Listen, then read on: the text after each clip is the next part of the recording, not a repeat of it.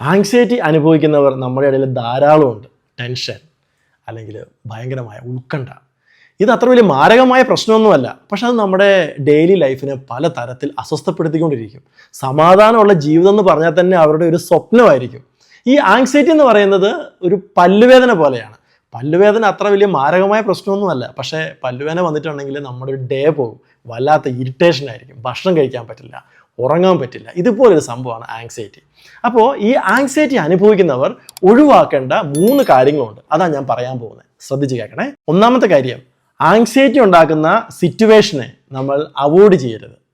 നമ്മുടെ മനസ്സ് ഒരു കാര്യത്തെ പ്രതി വല്ലാതെ ആങ്ഷ്യസ് ആകുമ്പോൾ, പെട്ടെന്ന് നമ്മളൊരു ആങ്ഷ്യസ് ആവുന്ന സിറ്റുവേഷൻ നമ്മൾ ഫേസ് ചെയ്യുമ്പോൾ മനസ്സുണ്ടാക്കുന്ന സ്വാഭാവികമായ ചില റെസ്പോൺസസ് ഉണ്ട്. അത് 3 തരത്തിലാണ് പ്രധാനമായും പറയുന്നത്. 1, ഫ്ലൈറ്റ്, അവിടുന്ന് ഓടി ഒളിക്കാൻ. 2, ഫൈറ്റ്, അതിനോട് പൊരുതാനായി നമ്മുടെ ശരീരമൊക്കെ അതിന് പ്രിപ്പയർഡ് ആവും. 3, ഫ്രീസ്, ഒന്നും ചെയ്യാൻ പറ്റാതെ ചിലപ്പോൾ നമ്മൾ നമ്പായി പോവാം, സൈലൻ്റ് ആയി പോവാം. ഇങ്ങനെ 3 തരത്തിലുള്ള റെസ്പോൺസസ് ആണ് പൊതുവെ ആങ്സൈറ്റി ആ ഒരു സിറ്റുവേഷനിൽ ഉണ്ടാക്കുന്നത്. ഇതിൽ ഫ്ലൈറ്റിനെ പറ്റിയാണ് ഞാൻ പറയാൻ ആഗ്രഹിക്കുന്നത്. എന്ന് പറഞ്ഞാൽ നമ്മൾ പൊതുവെ എല്ലാവരിലും കാണുന്ന ആദ്യത്തെ ഒരു റെസ്പോൺസ് എന്ന് പറഞ്ഞാൽ അവിടുന്ന് സിറ്റുവേഷനെ അവിടുന്ന് എങ്ങനെ സ്കൂട്ടാവാൻ വേണ്ടിയിട്ടാണ്, അല്ലെങ്കിൽ ഒഴിവാകാൻ വേണ്ടിയിട്ടാണ്. അത് ഒരിക്കലും നമ്മുടെ ആങ്സൈറ്റിനെ അതിജീവിക്കാനുള്ള സ്കിൽ നമ്മൾ ഡെവലപ്പ് ആക്കില്ല.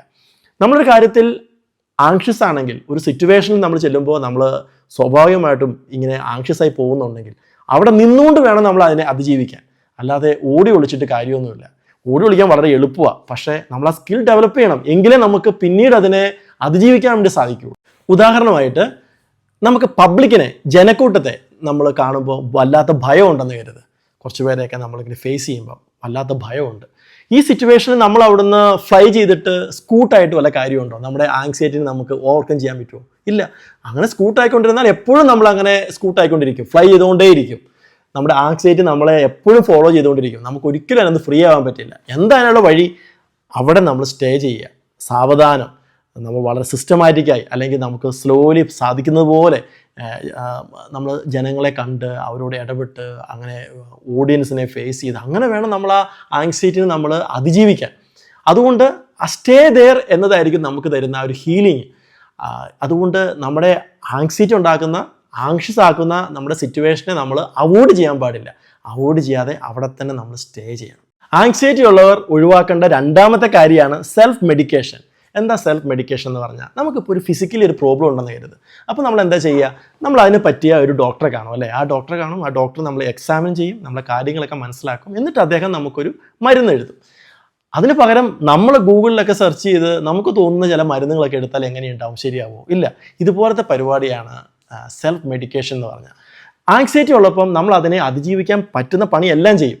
ഉദാഹരണമായിട്ട് നമ്മൾ വ്യായാമങ്ങൾ ചെയ്യും, നമ്മൾ തെറപ്പിസ്റ്റിനെ കാണും, അല്ലെങ്കിൽ നമ്മൾ ചില റിലാക്സേഷൻ എക്സസൈസുകൾ ചെയ്യും. ഇതെല്ലാം നല്ല കാര്യങ്ങളാണ്. പക്ഷേ ചില സെൽഫ് മെഡിക്കേഷൻസ് ഉണ്ട് നമ്മളെ ഗുരുതരമായി ബാധിക്കുന്നത്. അതിനോട് ഒരു ഉദാഹരണമാണ് ലഹരി വസ്തുക്കളുടെ ഉപയോഗം. ഈ ആങ്സൈറ്റി വരുമ്പം മദ്യം കഴിക്കാനുള്ള ടെൻഡൻസി വളരെ കൂടുതലാണ് ചില ആൾക്കാർ. സ്മോക്ക് ചെയ്യാനുള്ള ടെൻഡൻസി വളരെ കൂടുതലാണ്. ചില ആൾക്കാർ ഈ ആങ്സൈറ്റി കൊണ്ട് സ്റ്റഫ് എടുക്കുന്നവരുണ്ട്, മയക്കുമരുന്ന് ഉപയോഗിക്കുന്നവരുണ്ട്. ഇങ്ങനെ മദ്യവും സ്മോക്കും അല്ലെങ്കിൽ സ്റ്റഫൊക്കെ ആയിട്ട് പോയിട്ടുണ്ടെങ്കിൽ കുറച്ച് സമയത്തേക്ക് ആ ഒരു ആങ്സൈറ്റി ഒന്ന് മാറി കിട്ടുമായിരിക്കും. അല്ലെങ്കിൽ നമ്മൾ വേറെ ഏതെങ്കിലും ഒരു ലോകത്തായിരിക്കും. യാഥാർത്ഥ്യം ആയിട്ട് ഒന്ന് ഡിസ്കണക്ട് ചെയ്യാൻ പറ്റുമായിരിക്കും. പക്ഷേ അത് നമ്മളിൽ ഗുരുതരമായ മറ്റു ചില പ്രത്യാഘാതങ്ങൾ ഉണ്ടാക്കും, ചില പ്രശ്നങ്ങൾ ഉണ്ടാക്കും.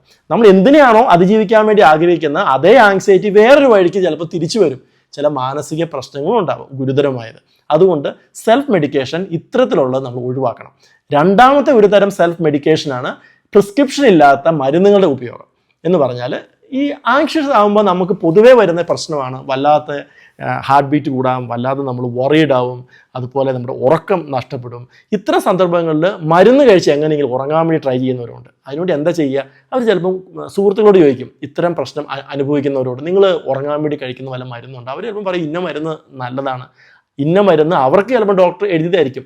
ആ മരുന്ന് ചിലപ്പോൾ നമുക്ക് നല്ലതായിരിക്കില്ല, അല്ലെങ്കിൽ അവരും ഈ സെൽഫ് പ്രിസ്ക്രിപ്ഷനായിട്ട് ചെയ്തതായിരിക്കും. നമ്മൾ മനസ്സിലാക്കേണ്ട കാര്യം, സൈക്കാട്രിയിൽ പ്രിസ്ക്രിപ്ഷൻ ഇല്ലാതെ മരുന്ന് കഴിച്ചിട്ടുണ്ടെങ്കിൽ തീർച്ചയായും പലതരത്തിലുള്ള സൈഡ് എഫക്റ്റുകൾ വരാൻ സാധ്യതയുണ്ട്.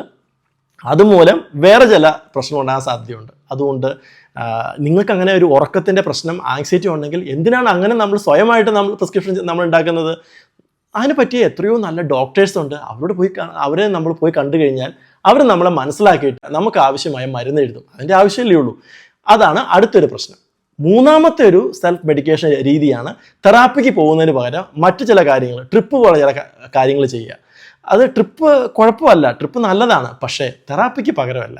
ഡോക്ടറെ കാണേണ്ടതിന് പകരം നമ്മൾ ട്രിപ്പ് പോയിട്ട് വരുന്ന ആൾ സെയിം ആൾ തന്നെയല്ലേ, വീണ്ടും അതേ സിറ്റുവേഷനിലേക്കല്ലേ നമ്മൾ വരുന്നത്. അതുകൊണ്ട് നമ്മൾ ഇത് മാറുമോ, ആങ്സൈറ്റി മാറുമോ? ഇല്ല, സെയിം രീതി തന്നെയായിരിക്കും. അപ്പോൾ അതുകൊണ്ട് ട്രിപ്പ് പരിഹാരമല്ല, ട്രിപ്പ് നമ്മുടെ തെറാപ്പിക്ക് പകരവുമല്ല. അതുകൊണ്ട് ഇത്തരം സെൽഫ് മെഡിക്കേഷൻസ് നമ്മൾ ഒഴിവാക്കണം.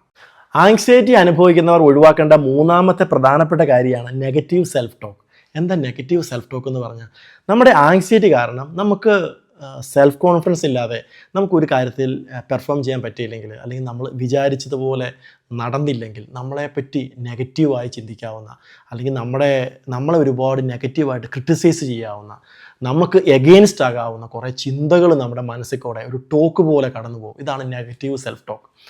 ഉദാഹരണമായിട്ട്, ഒരു കാര്യത്തിൽ നിങ്ങൾക്ക് പെർഫോം ചെയ്യാൻ പറ്റിയില്ല. ചിലപ്പോൾ ഒരു സ്റ്റേജ് പെർഫോമൻസ് ആയിരിക്കാം, അല്ലെങ്കിൽ ഒരു റിലേഷൻഷിപ്പ് ആവാം, അല്ലെങ്കിൽ ഒരു പരീക്ഷ, ഏതെങ്കിലും കാര്യത്തിൽ നമുക്ക് ആഗ്രഹിച്ച പോലെ പെർഫോം ചെയ്യാൻ പറ്റിയില്ല. നമ്മുടെ ആങ്സൈറ്റി കാരണം അത് കുളമായി.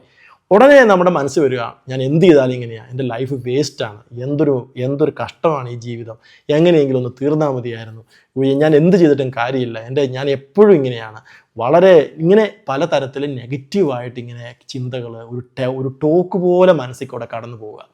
ഇത് ഓട്ടോമാറ്റിക്കായിട്ട് കടന്നു പോകുന്നത് നമുക്ക് കൺട്രോൾ ഇല്ലാത്ത കാര്യമാണ്. അതിന് നമുക്ക് ഒരു തെറപ്പിസ്റ്റിൻ്റെ സഹായം നമുക്ക് ആവശ്യമുണ്ട്. പക്ഷേ ഒരു അവസ്ഥ ആലോചിച്ച് നോക്കിക്കേ, അങ്ങനെ ചിന്തിക്കാനായി അത്തരം ടോക്കുകൾക്ക് വേണ്ടി നമ്മുടെ മനസ്സിനെ വിട്ടുകൊടുക്കുന്ന അവസ്ഥ, ഒരു സ്ഥലത്ത് ഇരുന്ന് ഇങ്ങനെ നമ്മൾ വല്ലാതെ ഡിപ്രസ്ഡ് ആയിട്ട് ചിന്തിക്കുന്ന അത്തരം നെഗറ്റീവ് ടോക്കുകൾക്ക് വേണ്ടി നമ്മുടെ മനസ്സിനെ വിട്ടുകൊടുക്കുന്ന അവസ്ഥയെന്ന് ഒന്ന് ആലോചിച്ച് നോക്കിക്കേ. ഇത് വളരെ കോമൺ ആണ് ആങ്സൈറ്റി അനുഭവിക്കുന്നവരിൽ. പൊതുവേ ആങ്ഷ്യസ് ആയവരിൽ അവരുടെ സെൽഫ് എസ്റ്റീം, അവർക്ക് അവരെ പറ്റി തന്നെയുള്ള ഒരു ഇമേജ് ഒക്കെ പൊതുവെ കുറച്ച് ഡൗൺ ആയിരിക്കും. അതിനൊക്കെ കാരണം ഇത്തരം നെഗറ്റീവ് സെൽഫ് ടോക്കുകളാണ്.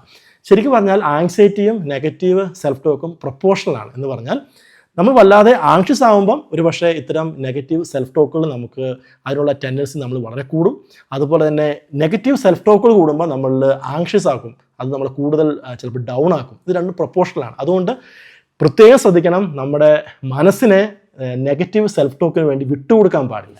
മുന്നേ പറഞ്ഞ 3 കാര്യങ്ങളും വളരെ പ്രധാനപ്പെട്ടതാണ്. നമ്മൾ ഒഴിവാക്കേണ്ട 3 കാര്യങ്ങളാണ്.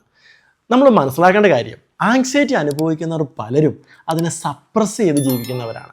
അവരെങ്ങനെയെങ്കിലുമൊക്കെ അതിനെ അനുഭവിച്ച് തീർക്കുന്നവരാണ്. ആരോടും പറയാതെ ഉള്ളിലൊതുക്കി കഷ്ടപ്പെട്ടു പോവുകയാണ്. അവർക്ക് ഉറക്കം നഷ്ടപ്പെടുന്നുണ്ടാവാം, തുടർച്ചയായ പാനിക് അറ്റാക്കുകൾ ഉണ്ടാവാം, അവർ ഒരുപാട് സാഹചര്യങ്ങളെ ജീവിതത്തിൽ ഒഴിവാക്കുന്നുണ്ടാവാം.